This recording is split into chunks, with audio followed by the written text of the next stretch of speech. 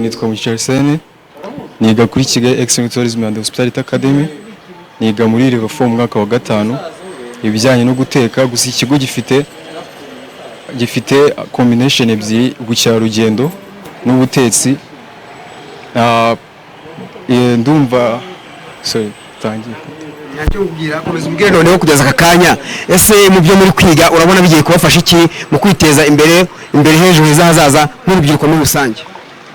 Icyo navugaho mu bijyanye n'ahazaza bitewe n'ibyo wiga iki kigo gifasha abanyeshuri reka mbanze mvuge ku biga ibijyanye no guteka ko ari byo nigamo n'ibyo nshobora kuba mfitemo ubumenyi cyangwa se ubushobozi bwinshi wenda ahazaza hanjye. Icyo navuga cyangwa nshishikariza n'abandi kubyiga ni uko iyo wize ibijyanye no guteka urangije amashuri ushobora gushinga umurimo wawe cyangwa se ugakorera abandi, ariko iyo bibaye byiza kurushaho uhera hasi ko ntabwo wahita uzamuka kugera ushinga business yawe cyangwa se kwikorera, wanze ugakorera abandi bikaguha izindi experience kugira ujye gukorera abandi ujye kwikorera.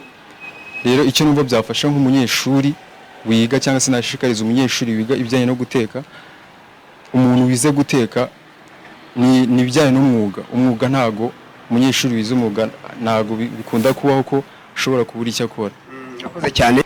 Murakoze, nitwa Dukunda Yves, niga muri Kigali Excellent Tourism and Hospitality Academy, hama niga muri section ya level 4 Culinary Arts.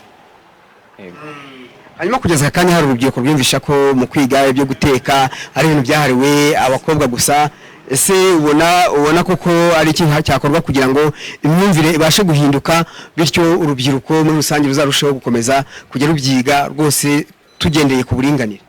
Murakoze, iyi section yo kwigisha ibijyanye no guteka ni section nziza urebye ko ari byo biri kujya ku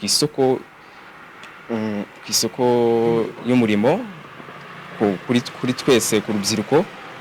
Ngewe icyo nashishikariza abanyeshuri cyangwa urubyiruko ni muri makeya tungana cyangwa n'abandi, nababwira ko kwiga ibijyanye no guteka ari byiza ku isoko ry'umurimo no muri ejo hazaza hacu, bikaba bizadufasha kwiteza imbere no gukorera abandi wenda mu gihe dusoje aya masomo yacu. Rero ubwo ngubwo muri make ni kwikorera.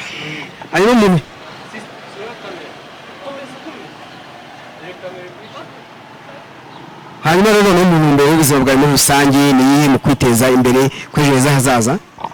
Intumbero yanjye mu kwiteza ejo hazaza kuri njyewe, intumbero nziza ni ukwiga, icyo cya mbere ukwiga ibyo abarezi baguhereza kuri njyewe.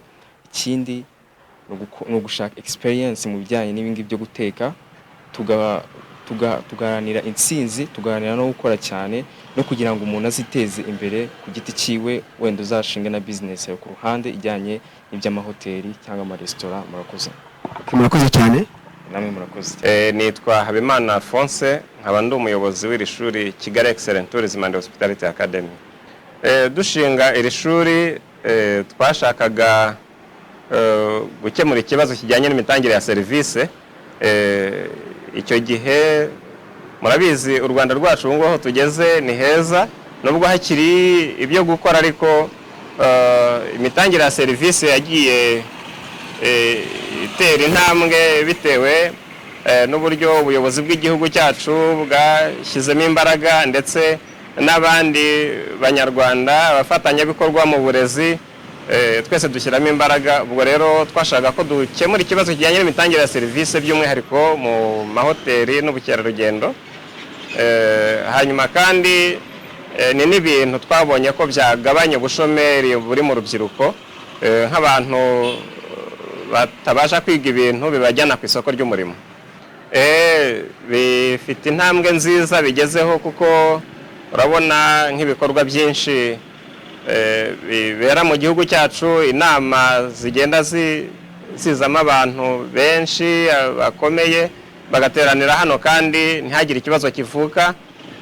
Ni ibigaragaza ko rero u Rwanda tugeze ahantu heza, nubwo tugomba gukomeza tugashyiramo imbaraga nyine kugira ngo abatugana tubakire neza, serivisi zibe nziza, ariko hari urwego rwiza tugezeho. Abanyeshuri bacu tubigisha amasomo y'ubukerarugendo n'amahoteli, tukaba dufite abanyeshuri guhera mu mwaka wa 4 ubwo ni level ya 3 umwaka wa 4 kugera mu wa 6 tukagira n'abinyigisho z'igihe gitoya. Abanyeshuri bacu kandi natwe tubashakira stage imenyereza mwuga aho bajya kwimenyereza. Kuri ubu rero tukaboneraho no gushimira nyine abafatanyabikorwa bacu kuko twenyine ntago twabyishoboza. Abafatanyabikorwa nibo badufasha kwakira abana bacu mwimenyereza mwuga. Dufite kandi n'abafatanyabikorwa bo mu bindi bihugu aho twohereza abanyeshuri nk'ubu abanyeshuri tumaze kohereza muri Ile Maurice muri GT Hospitality and Tourism Management ni benshi.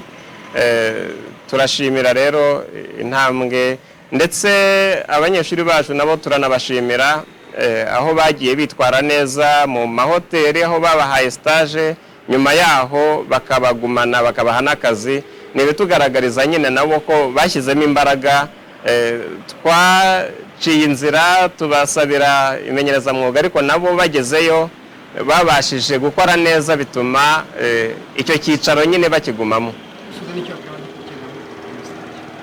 Nabwira urubyiruko nkabwira n'ababyeyi ko bakohereza abana babo tukabigisha ubumenyi ngiro buri ku isonga mu gutuma abana bajya ku isoko ry'umurimo nk'abatarabashije kwiga.